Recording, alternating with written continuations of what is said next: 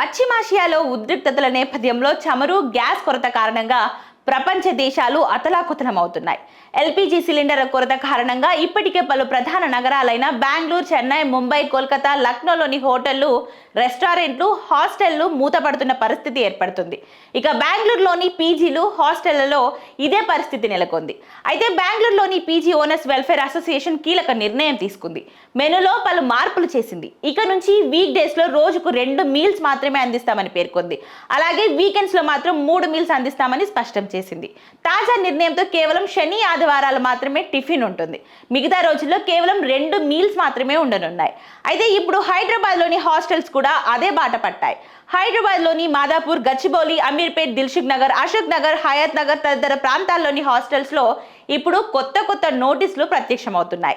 ఆ నోటీస్ ప్రకారం గ్యాస్ కొరత కారణంగా మార్చి 10 నుంచి హైదరాబాద్ లోని హాస్టల్స్ లో మెనూలో తాత్కాలికంగా మార్పులు చేసినట్లు ప్రకటించింది. గ్యాస్ ఎక్కువగా ఖర్చయ్యే టిఫిన్స్ ను నిలిపివేసినట్లు తెలిపింది. అందులో దోశ, పూరి, ఇడ్లీ, వడ, బోండా, చపాతి, డీప్ ఫ్రై పదార్థాలు ఉన్నాయి. ఈ టిఫిన్స్ ను హాస్టల్స్ లో నిలిపివేసినట్లు నోటీసులు పెడుతున్నారు. ఇక ఈ మేరకు తమకు సహకరించాలని విజ్ఞప్తి చేస్తున్నారు.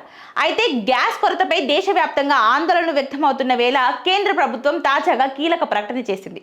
బుకింగ్ చేసిన 2.5 రోజుల్లోనే సిలిండర్ డెలివరీ ఉంటుందని స్పష్టం చేసింది. దేశ ప్రజల అవసరాల దృష్ట్యా ఎల్పీజీ ఉత్పత్తిని 25% పెంచినట్లు పేర్కొంది.